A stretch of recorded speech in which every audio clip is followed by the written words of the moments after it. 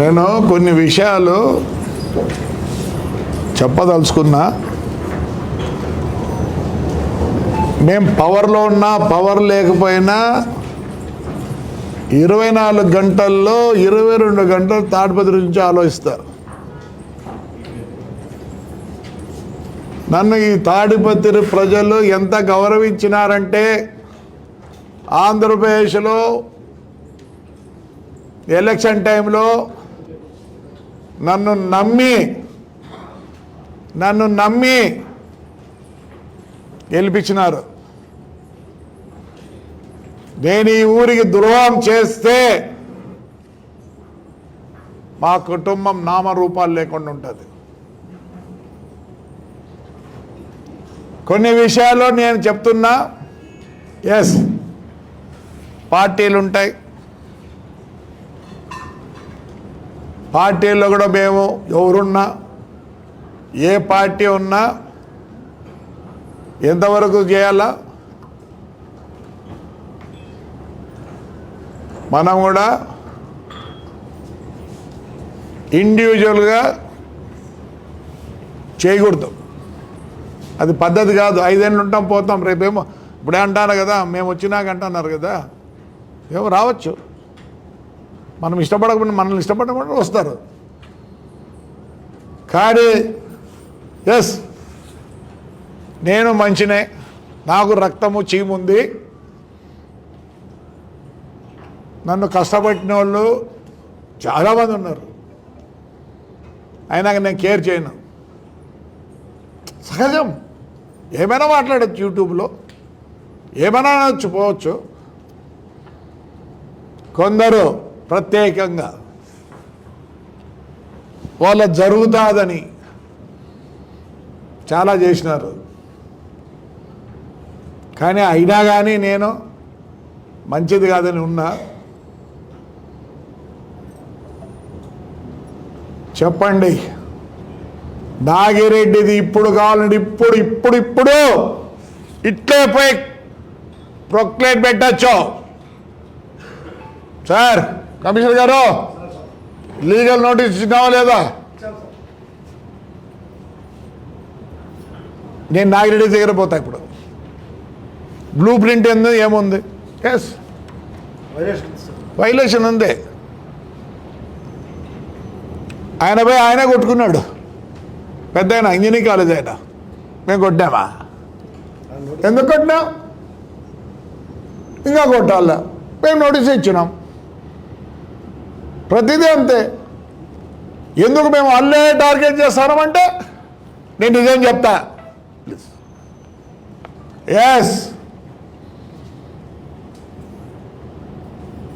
వాళ్ళు నన్ను టార్గెట్ చేసినారు. అయినా కానీ నేను లీగల్గా పోతా. అవసరం లేదు నాకు. నీ ఎక్స్ఎంఎల్ కొట్టమంటావా? మీరు అనండి, ఇప్పుడే కొడతా. ఎస్, నువ్వు రిజిస్ట్రేషనే తప్పు చేసినావు. రా, ఏమి ఇచ్చినారు రిజిస్టర్ ఆఫీసర్లు? నువ్వు ఉన్న స్థలం కన్నా మళ్ళీ పక్కది కూడా రిజిస్టర్ చేస్తున్నావు. ఇప్పుడు చెప్పు, నేను ఇప్పుడు చెప్తా. లేదు అని చెప్పు. అమ్మా, టీపీఎస్ పర్మిషన్ ఉందా? ఏమీ లేదు. మరి ఆయన ఎమ్మెల్యేగా ఉండి చేసుకోకూడదు? మేము వద్దంటే ఇది లీగల్గా మేము మాట్లాడతాను. ఇప్పుడు కూడా మాట్లాడతాను. బ్లూ ప్రింట్లో మున్సిపాలిటీ సంతకాలు, మున్సిపాలిటీ కట్టాల్సినట్టు కట్టారా? ఎస్, కక్షే, నాకు కక్ష ఉన్నా కానీ లీగల్. ఫయాజ్ బాషా చెప్పాలన్నా లీగల్. సగం మంది పోయి అనంతపూర్లో మున్సిపాలిటీ ఈడుంటే ఎవరు చెప్తారో ఏమో, వాళ్ళకు అతి మంచి అడ్వైజర్లు ఉన్నారు.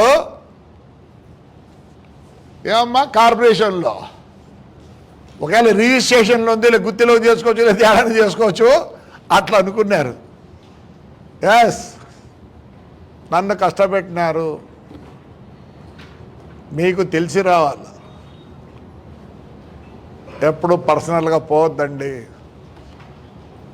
నేను మీ ఇంట్లోకి అందరి ఇంట్లోకి రాలేను, కాగలను. నేను అంత మర్యాద లేనోని కాదు. మా పాప ఉంది, మా పాప సరిపోతుందో సరిపోదు, గౌరవిస్తా. మా నాన్న నేర్పించినాడు గౌరవం. ఎంత బాధ ఉంటుంది నాకు కూడా. నేను మా పాపని వాణి కాబట్టి ఎట్లనే తిరుగుతా రాఘవ గారిని. నేను పాపని పోయి తిడితే ఎట్లుంటుంది?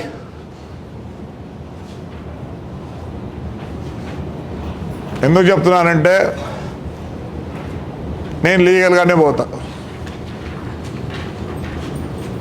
మీరు ప్రూవ్ చేసుకోండి, మీకు టైం ఇస్తా. సబ్ రిజిస్టర్ ఏమి ఇచ్చినాడు చూడండి అమ్మా. నువ్వు స్థలము తప్పు చెప్పి రిజిస్టర్ చేసుకున్నామని ఇచ్చాడు, నేను కదా. నేను ఆ పాప పైన ఉంటే కూడా చెప్పిన, ఫోన్ చేసి ఏం చెప్పిన, పాప పైకి పోవద్దు, ఆడపిల్ల ఉంది, గౌరవించు, కిందనే కొలతేసుకుంటామన్నా. ఏదో మా నాన్న నాకు అంతో ఇంతో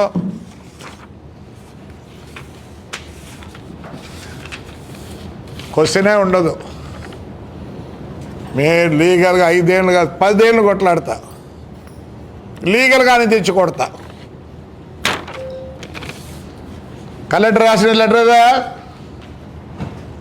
లేదా నీకురా, ఇమీడియట్ కొట్టండి అని ఇచ్చినాడు.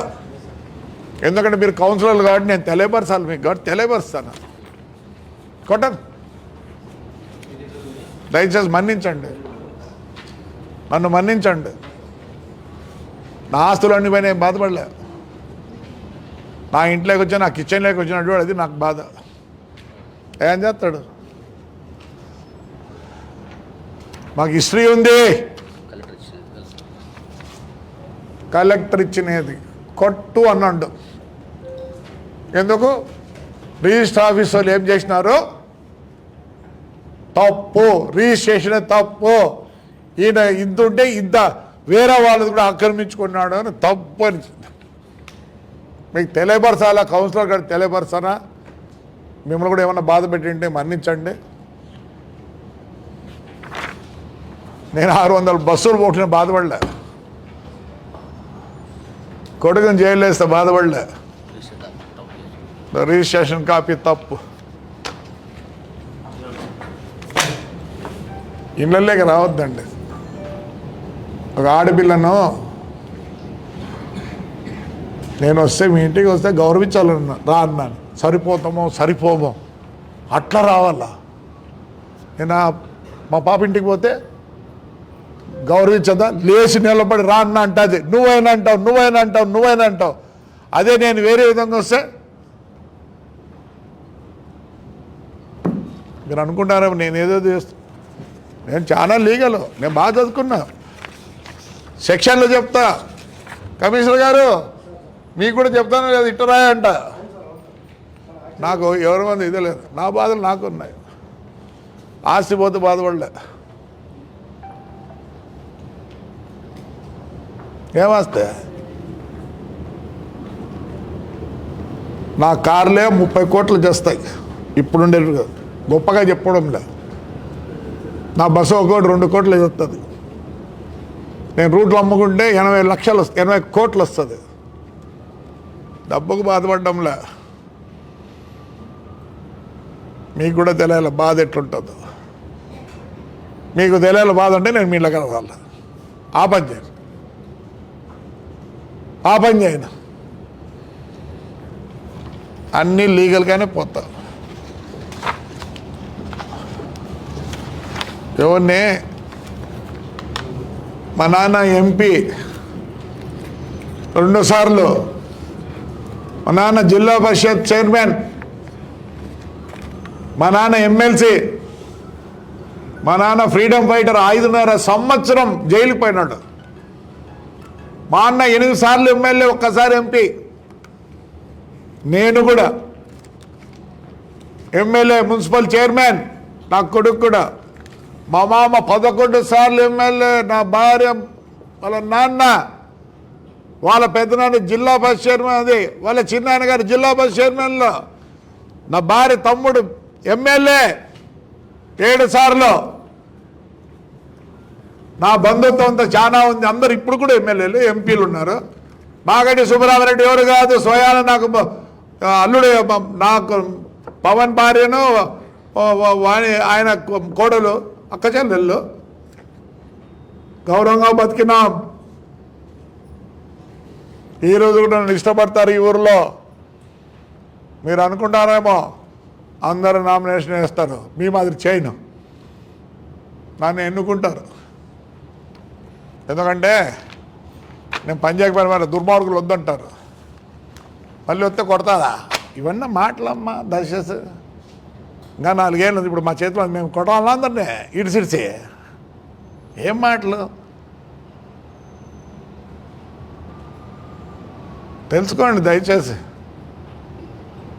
నేను ఎట్లా అంటే అట్లా పోను. నా బాధ ఉంది, నాకే వదిలిపెట్టే ప్రసక్తే ఉండదు. ఎందుకు వదులుతాం? అక్కడ అమ్మటే చెప్పిన కాలువ కట్టద్దురా అని పోలీసులు తెచ్చి కడతారు.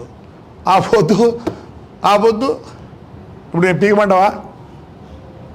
అది రోడ్డు పీకమంటావా? వాళ్ళ స్తంభం ఏడుంది? అయినా కానీ నేను లీగల్గా పోతా, మీరు ఫైట్ చేయండి. అదే కానీ నిన్న కూడా చెప్తాను, ఫైజ్ గాడు మేలు వాడే మొగోడరా, 5 సంవత్సరాలు 5 నెలలు సతాయించినాడు మమ్మల్ని. మేమేమనలేదు, కోర్టు ద్వారానే పోతున్నాం. ఇది కూడా కోర్టు ద్వారానే పోతాము. ఆ వద్దు కొడతామో పోతామో అది వేరే కథ. తెలిసి రావాలా, ఇలా ఎవరికి జరగకూడదు, రేపు మీకే జరగకూడదు, నాకు జరగకూడదు, ఎవరికి జరగకూడదు ఊరిలో. అంతేగాని ఏముంది కష్ట చెప్పు. రేపు నా దగ్గర రోజులు నేనే రావచ్చు వైఎస్ఆర్లోకి. మీ అందరికైనా క్లోజ్ ఆ ఫ్యామిలీ. మేము ఇప్పుడు వాళ్ళం కాదు. బాధ నేను మా పాపని ఇప్పుడు నేను తిరిగితే ఏం చేస్తుంది? అది తల దించుకుంటుంది. మీరెంత ఏమంటారు? ఎంత దుర్మార్గం నా కొడుకు ప్రభాకర్ రెడ్డి అంటారు. ఆ మాట అనిపించక తెలుసుకోలేదు. ఎవరన్నా ఏమనంటే క్షమించండి, నా బాధ ఎల్లగక్కున్నా. మీరందరూ ఎట్లా బతికినారు నాకు తెలియదు, నా భార్య బాగా బతికింది.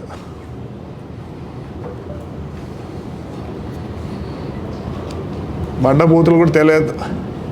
నేను ఒక దినము కార్లు ఇరుకపోయింటే మనం ఏమంటారా దొబ్బు అంటాం. దొబ్బు అంటే అందరూ ఇట్లా పట్టుకున్నారు.